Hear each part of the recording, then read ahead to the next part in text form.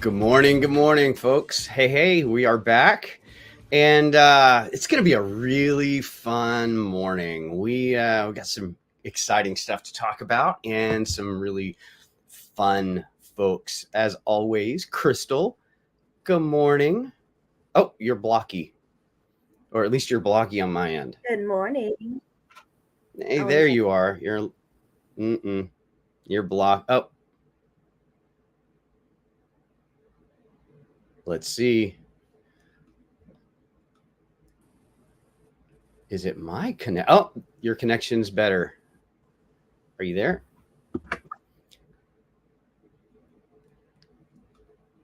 We're we're having a little. It's so funny. We were just in here earlier, chatting away, all of us, and we had absolutely no issues at all.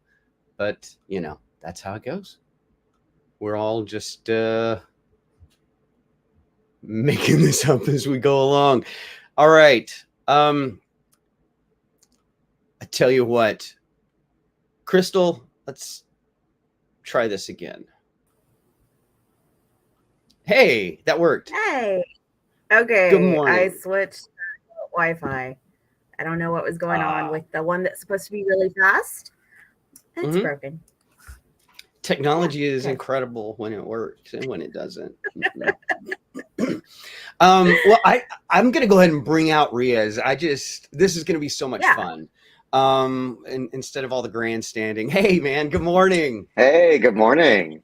I'm so glad you're here. This is gonna be so much fun. We were talking backstage. I guess we can call it backstage. I don't know. Yeah. Sure. Before we got started this morning, and I just so real talk. I turned 51 in less than 2 weeks, in like Woo-hoo. 13 days. No, 12 days. 12 days. I turned 51. And I still very much feel young. Um, and my body is reminding me that I should feel young. I'm getting an early birthday present right here, a zit for my 51st birthday. Do you see that? Yeah. It's a youth mark. It's a youth mark. Okay, Hmm. sure. Um, is that what Cindy Crawford It's calls it now? Yeah. All right. I'll go with that. it's something Well, to wrap up your bringing your youth into your new era. that's Yeah. right. Yeah. You're bringing the young in with you. Renew your complexion. Oh. Awesome. Well, I just want to thank you so much for joining us. There's a lot that we would, if we've got time, that I'd love to dig into, and some of it is professional, some of it's personal, some of it's just everything. I feel like every time that we've been around each other, I've just always left wishing we could talk a little bit longer or a lot longer. So maybe we can get some of those conversations in today. If not, coffee soon.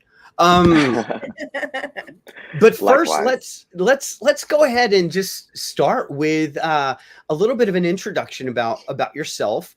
How did you come to be associated with the LGBTQ plus Real Estate Association, and what was that path like for you? Yeah, thank you so much. So my introduction into the Alliance was actually very surprising to me. I was attending a event for the Montrose Center here in Houston, and I I'm not the type of person that I will like blend in the background. And so I was very dressed very well, and I got a tap on the shoulder, and I was introduced to two people that were on the board of the alliance. And we were talking. We had met a couple times before, but we actually had started communicating at that point at this gala, and they said, you are in real estate, you're a lender, how do we get you onto our board, right? We have this organization that is geared towards helping our LGBTQ plus family be able to achieve home ownership. And we need to have some like fire and flame. We need some excitement. Our board is very quiet and we need somebody that's going to come up and like shake things up. And I said, okay, well, I will maybe join a board meeting and I will see how it goes. I was early in my career and I didn't know what I wanted to do, but I said, okay. So I joined and I was initially immensely like drowned with so much positivity when it comes to this community, what we do, and really understanding that part of it. I mean, I'm part of I'm a gay cis man. My pronouns are he him. I didn't think about all these things that I had to like. It's like another coming out for me. And so when they tapped my shoulder and said, hey, we want you to join us, I was really like dove into what is the things that are happening in our community, what are the things that are our community experiences, and just what can we do to move forward, what can we do to help people go from and a lot of people in our community are in situations where they need to get out or they need to find something. So how do we help them, give them the tools to achieve homeownership? And so the Alliance has been wonderful. We are I started in the chapter here in Houston, and we have grown, oh my gosh, in 3 years. So the Alliance is actually only 3 years old, and Wow. we have grown in 3 years now to over 4,000 members as a whole. So super, super excited about that.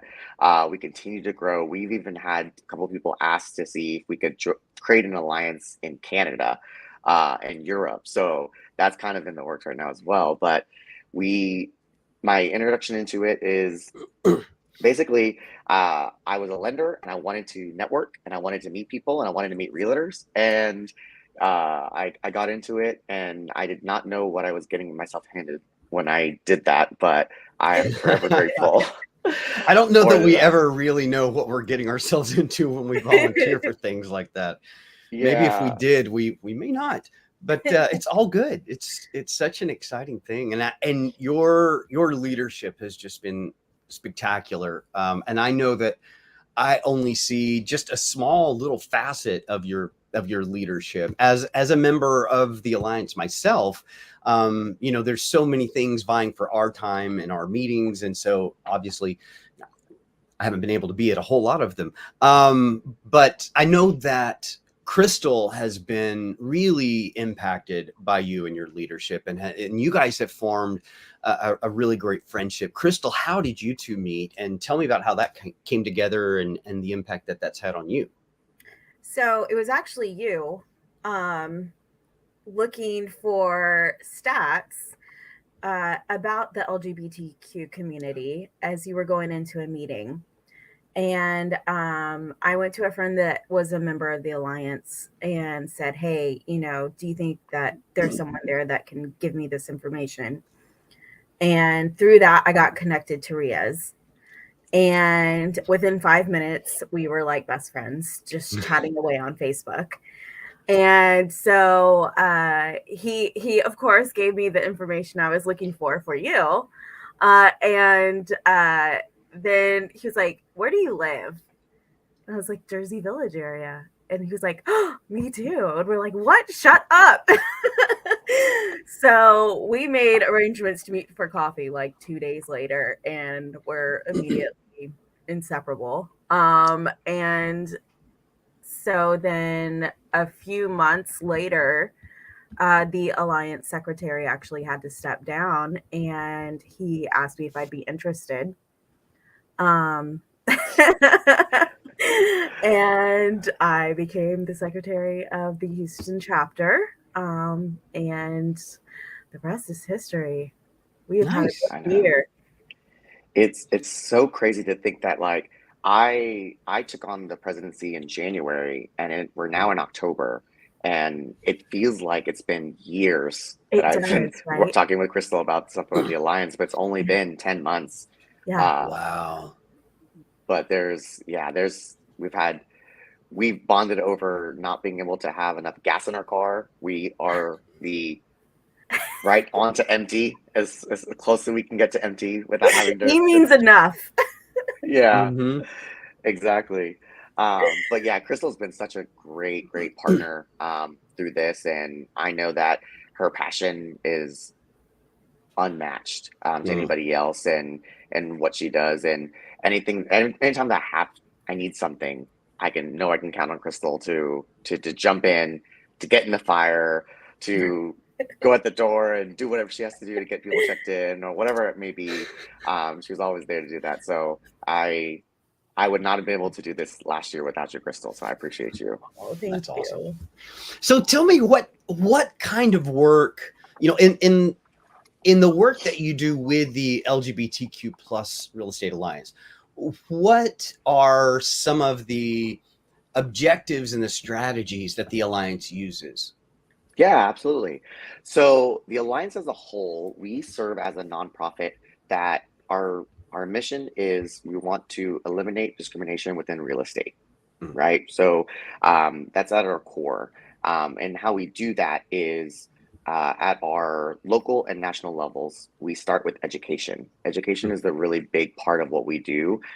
There are a lot of people within the real estate community, people that are our clients, that have different families and family makeups, and so we want to make sure that we have that level of education for all of our agents, our lenders, our title agents, our insurance agents, everybody within the alliance, so that they can better serve their clients. Because ultimately, we're here for our clients, and we we do that through a couple different things. So some chapters will do educational events for agents. So they'll host events throughout the year. They'll do lunch and learns. They'll do a volunteer event, and then the fun ones are the drag bingos and the fundraising events that we do. So we try Yes, to kind of mix it up a little bit, mhm. so that we have a mix of different events throughout the year. But ultimately, what our mission is to get more people talking about the alliance, get more people talking about what we do as an organization to push homeownership forward for our LGBTQ plus family. What resources do we have? Partnering with our, we all work for different companies, we all work for different brokerages, lenders as well. So what can we do to bring everybody together? Is there something that we can do to alleviate any pain points when it comes through? Because homeownership, that process is sometimes your biggest purchase of your life. And we want to make sure that we can make it as smooth as possible. But at the same time, too, there are so many people in the United States that are LGBT now, or identify, or have somebody who identifies, or their neighbor who identifies. And they want to make sure that we are steadfast in understanding people, and really just I'm lost for words this morning, but yeah, essentially, like that's been our mission, is to help homeownership through advocacy, through education, um, and we celebrate that part. And the good thing about the LGBTQ Real Estate Alliance is we encompass everyone, right? We don't have a specific sector or a caste or anything like that that we fall into. Anybody can be part of our community. So we stand on the shoulders of some very large giants, and we are mighty, and we are excited to keep pushing forward. And I will say that as a hetero cis male that is in his 50s, graying, older, and aging normal, whatever, middle Your birthday age. coming up is really getting to you. Last year it didn't last year. I don't know what it is. It's that one added to it. But as a hetero cis male, and a member of the alliance, I just feel like it's still my people. It's still my tribe. This is, I mean, I've never not felt welcomed and accepted, and I've never felt like I didn't belong. It is an incredibly inclusive community, and every time I've been around our organization, it's just infectiously joyful. You know, with the conference, with the drag bingo stuff, with some of the meetings, it's just some of my favorite people that I've gotten to know through that organization. And it's a freeing thing because,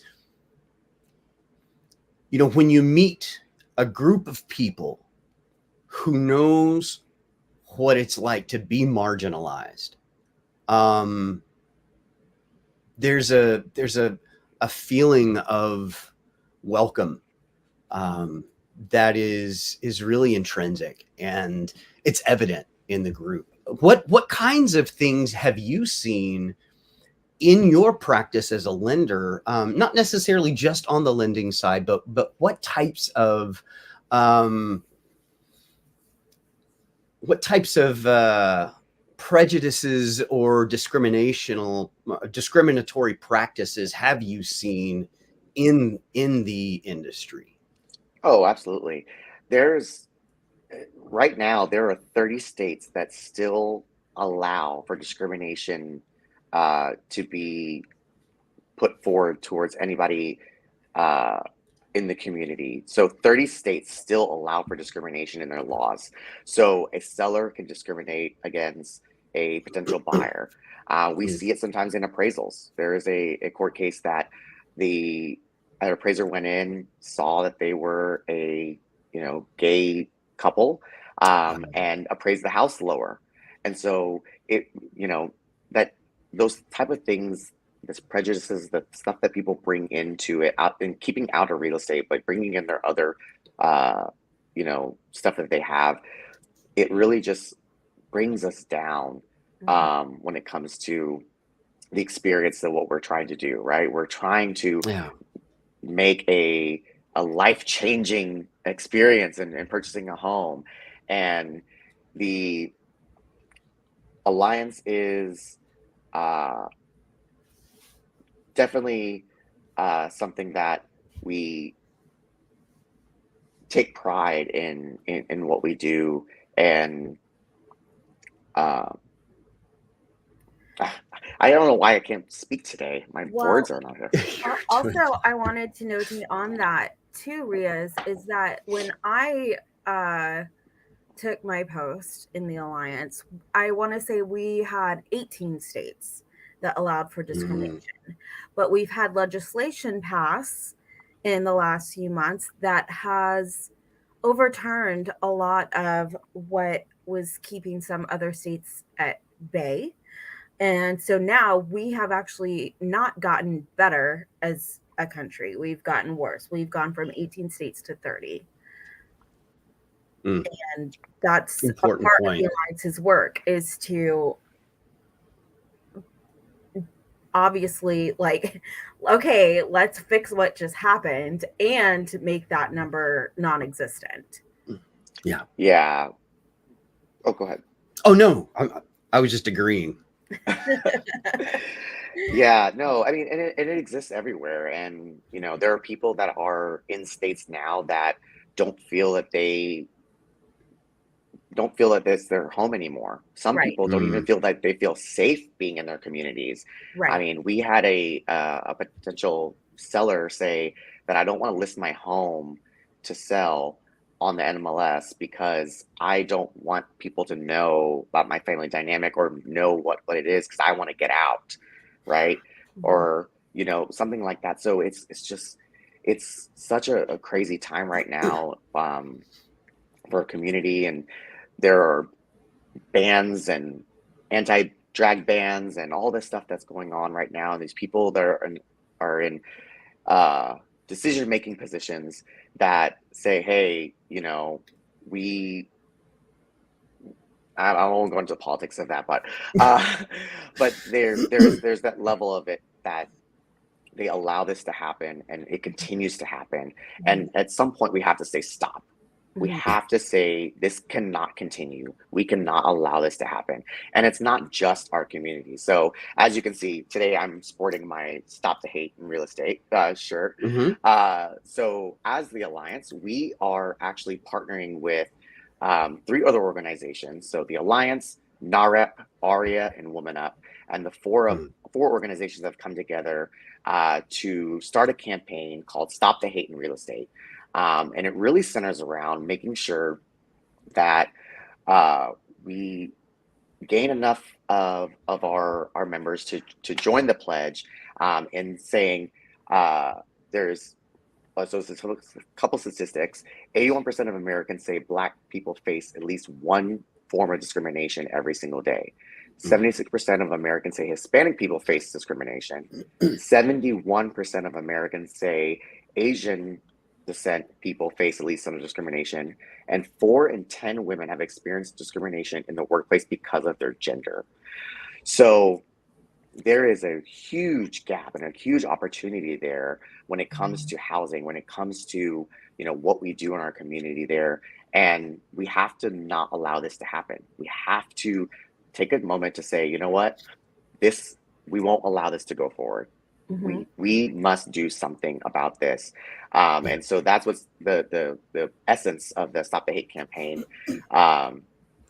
It lives and breathes, and we are going to be putting forth educational events. We are going to, there's a long mission of things that we have at the Alliance that we're excited to announce later on this year.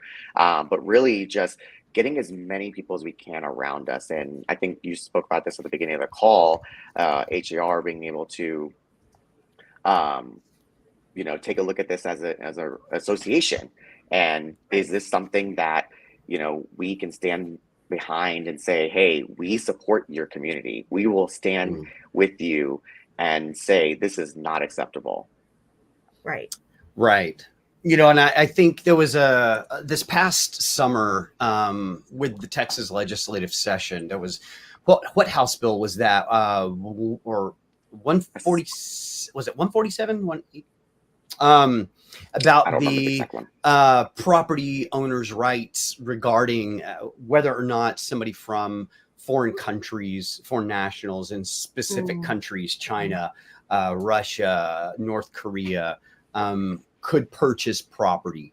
And the whole time that was going on, you know, in my own mind, I was just thinking, how is this not a violation of the Federal Fair Housing Act that explicitly states country of origin is not a place where you can discriminate. That's one of the 7 protected classes.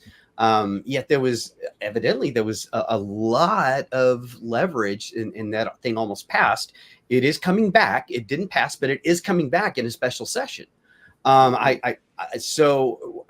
that was happening, watching Aria and so many other members, realtor members from around the state go to Austin and speak out. I don't know if either of you had a chance to catch some of those sessions, but some of the comments that were made, some of the public comments just were so moving. It was an incredible event just to witness, but it is so much bigger. I love the fact that all 4 organizations are coming together. We need this. And we need this in such a deep systemic way. If somebody wants to get involved beyond signing the Stop Hate in Real Estate petition, what are some other things that they could do to get involved to help not only bring awareness, but maybe advocate for inclusivity and diversity in these situations? I would say that, you know, the biggest thing that we ask for is just to speak up, right? What can you do as an advocate, especially, you know, we're looking at this as a campaign as a whole, you know, nationwide. You know, I'm pulling this out, but what do you do every day in your day-to-day? What in your brokerage or in your company? And this extends outside of just real estate, right? So, you know, what can we do? What do I need to do to make sure that I have the full understanding of who my client is, who I'm working with, and what things do I need to be prepared for in order to make sure that the other person on the other side is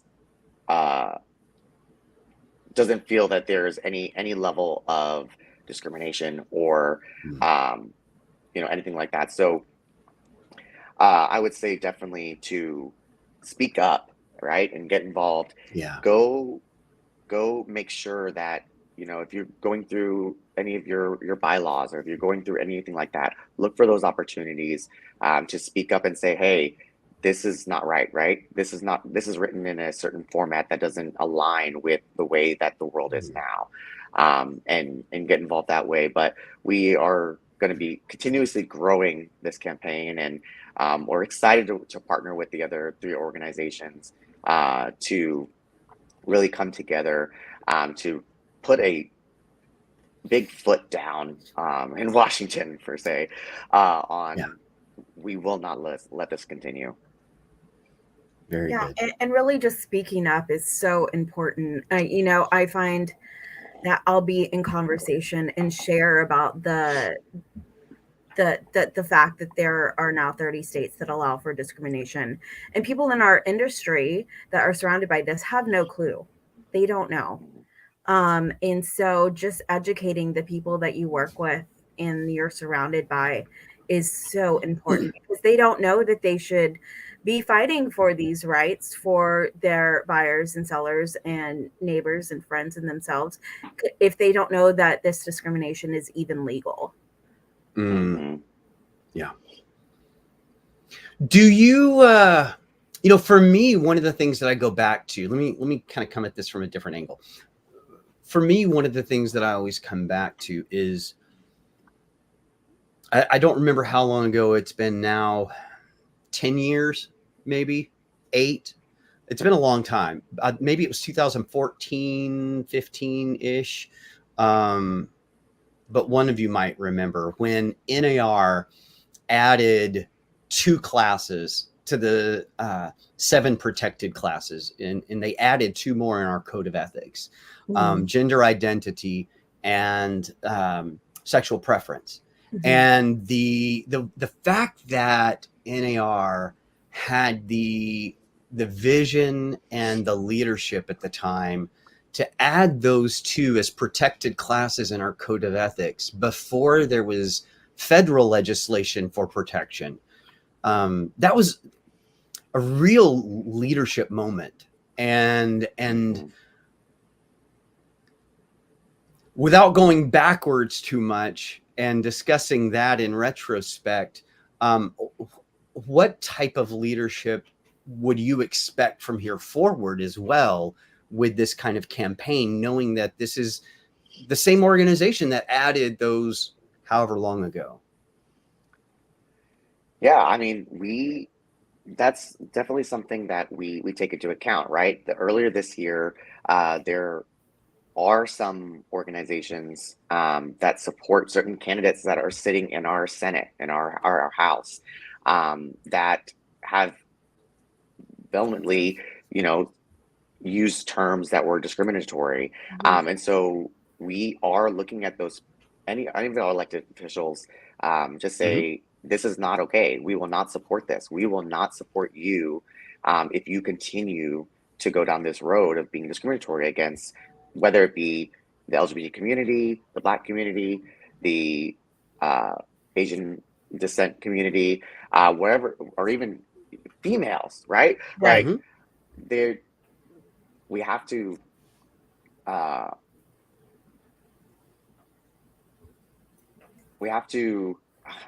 don't You have to make them responsible.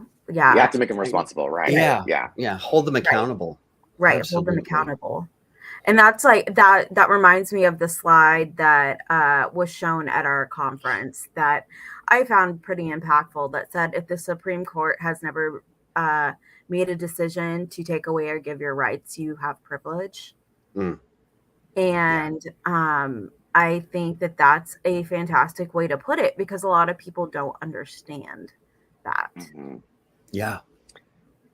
And that touches a lot of different communities. Yeah. The Supreme Court at one time, having a biracial marriage was illegal.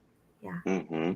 And law is not synonymous with right and wrong.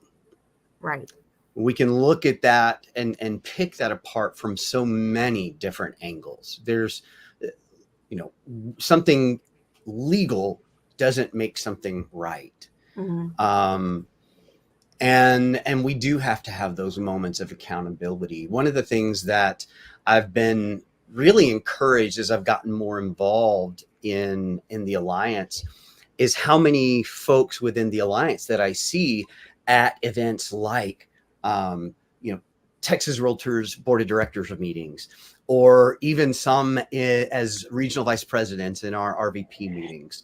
I would love to see more and more of that. How do you think we could get more representation from the community in those places, not only of having a seat at the table, but having a voice to be heard and having an impact on maybe where some of those legislative dollars can be spent? So I think that it really comes down to inviting the right people to the table too. Mm. An issue that I've seen over and over since I've been as involved as I am now is that people that are already at the table say, well, they just need to come here. They need to get active. They need to make a difference. And you can't expect people that have been marginalized against to invite themselves to the table. You need to reach out. The people in power need to reach out and say, hey, we want your involvement. We want your input. We want to make a change. We want to make things better. Come here, come help us. Because if you've been bullied and discriminated against your whole life, you're not going to invite yourself into places where that could be what you're walking into, right? Right. And so the doors need to be opened and a hand held out for people to become more involved. And I think that that's where we can really see a massive change, is to get the people that are already at the table to extend the invitation. 100%. One of the things that I've seen over and over is when you've got, and I've seen this on the school board, I've seen this in smaller, when I say smaller, I mean smaller sized groups of leadership and ways of getting involved. when you've got something that systemically, historically has kept people groups out. And there has been, for a very long time, you could not be a realtor if you were Black. For a long time, FHA regulations and laws about housing and funding weren't for minorities originally. It was to make sure that that whites had plenty of housing. Very specifically, FHA was for whites, very specifically in its origin. And so when you've got systemic issues where historically people groups have been excluded, just simply saying, hey, come on, you're invited, is like the checkbox saying, hey, well, we made the invitation. See, we've done it. There's our checkbox. We've done what we can do. Instead of taking people by the hand and saying, hey, guess what? You're invited. This is for you. And you're welcome. We have a seat for you. Come be a part of this. And even on a little scale, when I've talked to people about applying for something like TRLP, people go, oh, well, that's not for me. No. Everybody. This is one of those industries where everybody should get an opportunity. There's absolutely no disqualifying factor, period. And if you can get in there and help people get involved, it takes strategic action. It takes strategic initiative. I'm sorry, I'm rambling. I'm going to shut up for a second. Y'all go ahead. I get on a soapbox about this. No, and I think in this day and age, we have more and more people are willing to say more, right? We saw during COVID that We were all behind screens as we are today, right? We are on our screens here as well. But more people are being more vocal about how they feel. And we're not accepting things that we didn't accept before. Not Mm, accepting, having that level of acceptance of being told something or being talked to a certain way. mm, It's not being tolerated now. And so it's just that continuous part that we have to, systemic change is not something that's done overnight. It's mm, done in small blocks, one step in front of the next. And so, we have to do everything that we can to, like you said, bring people to the table, and invite them in and make them feel that they're invited and Mm-hmm. make them mm. feel that they are welcomed in that space for us to really be able to wash out the other parts of it and really dive into what we need to do. So, yeah, I completely agree. Yeah. One of the things that back in 2020, when I was over my head and all sorts of work, advocacy work, and there was a lot going on with the school district and my work as a school board trustee at the time. I read this article, and there was a one line in it that forever changed the way that I thought about something. And the line was this: "You cannot work for freedom for the oppressed at a speed which is comfortable for the oppressor." Mm. Ooh.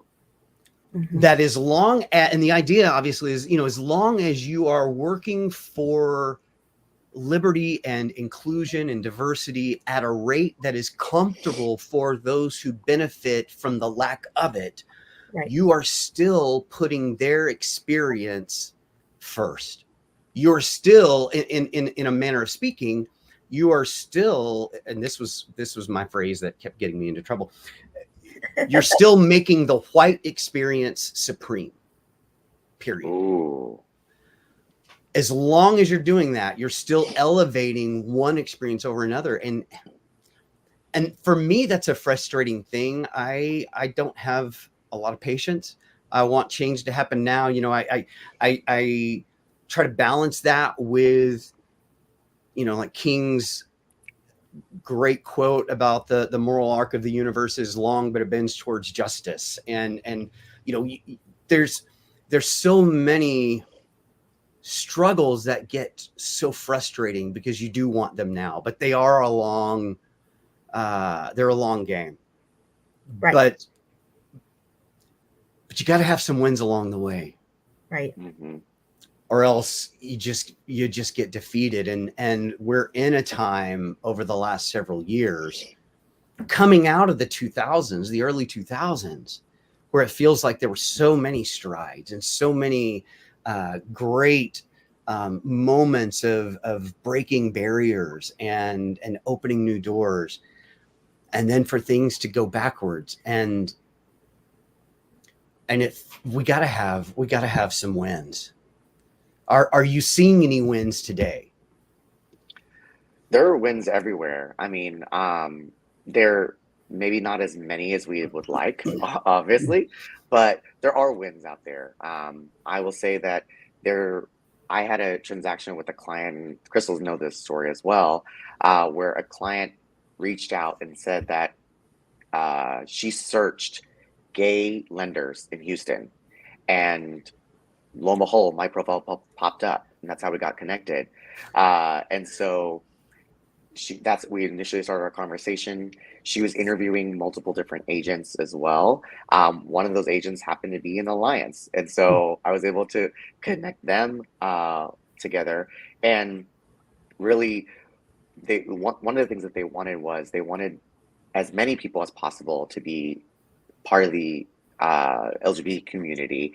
And so we had obviously lender, agent, title, insurance, all these people that identify in the community come together to help this couple move into their very first home. And it Mm, was those moments that I covet the most, because it's the ones that you feel Mm-hmm. like, it's those ones that like give me the like warm fuzzies inside Yeah. when we get to the end, because they've worked so hard to get to where they are. And Mm. for this big experience life event happening, we want to make it as smooth as possible. But a lot of people in our community, 43% say that they don't want to buy a house because they're afraid that they're going to be discriminated against. So Mm. we have to, this is a very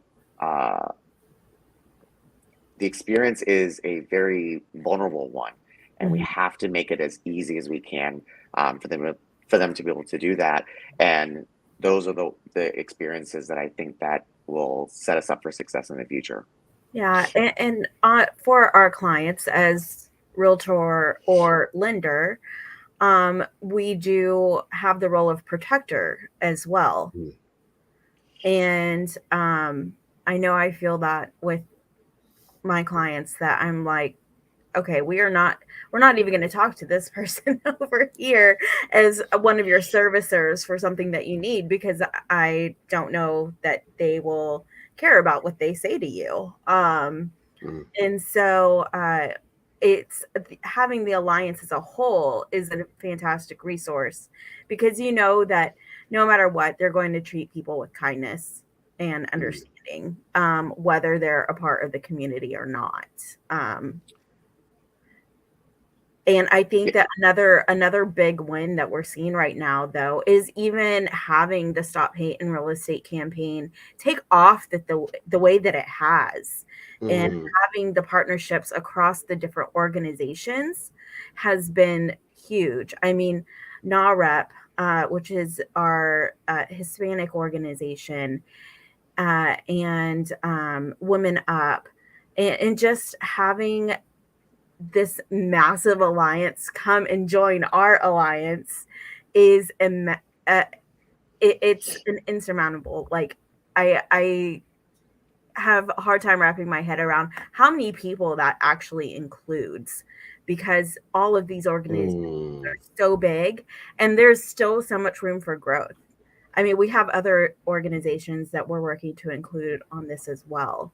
Um, and that's not even including MLS memberships. Right. Yeah. Mm-hmm. Yeah. It's easy to forget for me that those sustainable stories, those success stories that can sustain you so often are the one-on-one human touch moments, that are just as important as the legislative wins. The Right. legislative wins can only be as good as the local impact that it has. Mm-hmm. And when we're still able to navigate dicey legislative issues and still have a local impact regardless, and still help shine light in darkness, that's just good stuff. Yeah. It really is. Yeah. And it's hard. For me, it's easy to forget that, because Yeah. I'm just like, change the stuff, Change make it all. change Right. it all now. Right. I get frustrated with the time that it takes for change. Well, But us as individuals are capable of massive impact.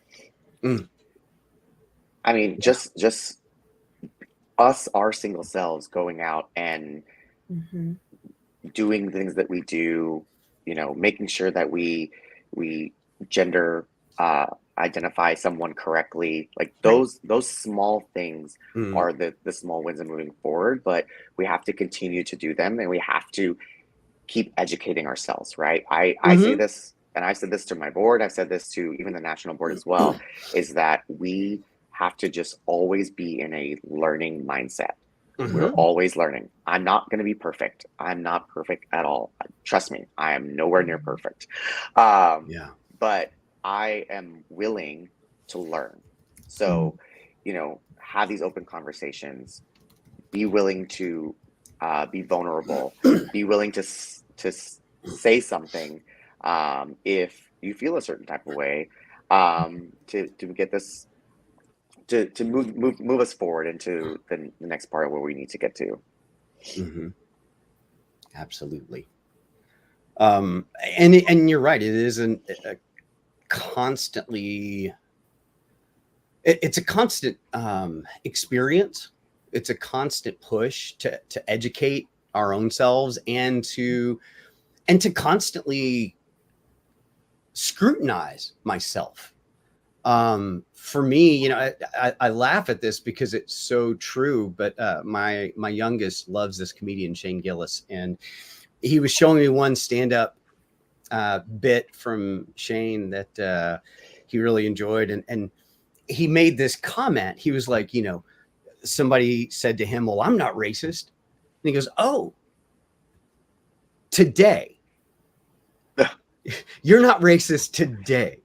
And he's like, you know, you don't just get to check a box and say, I'm not racist. It's something that we're constantly having to scrutinize. Are there areas of our lives that are unexamined where, whether it's, you know, implicit bias or anything else where we don't really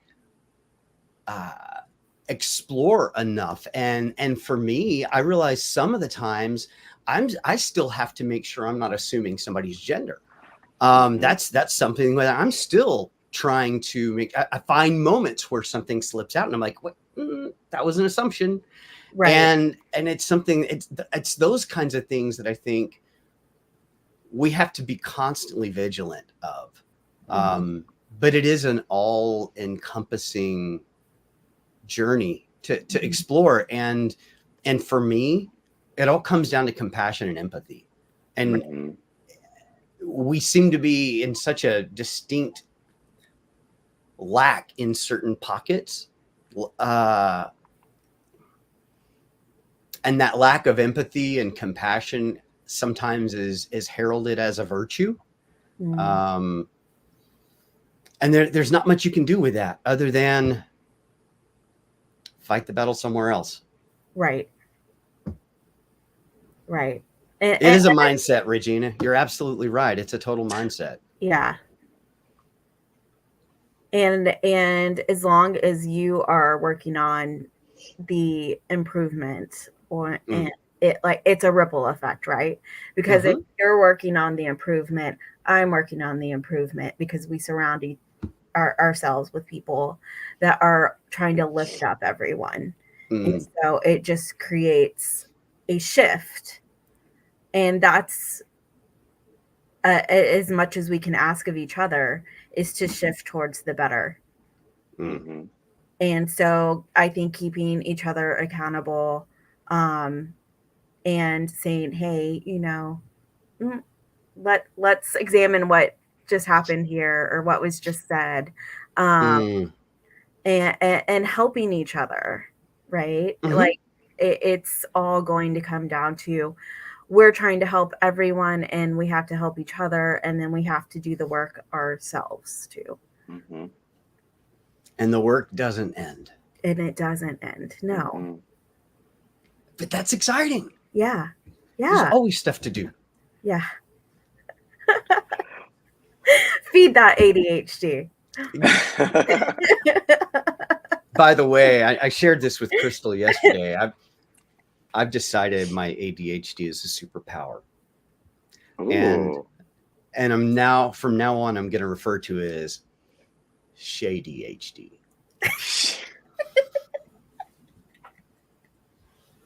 Sorry, that was terrible. That was cheesy. Oh, it's still so perfect though. I need like the shades that come down here over your eyes and then nice. Shady HD. Oh, I love Regina's emoji she just posted. She's like facepalm. Nice. Oh, well, it's never enough time. No. Thank you so much for joining us today. Is there anything that you want to make sure gets mentioned before we wrap things up?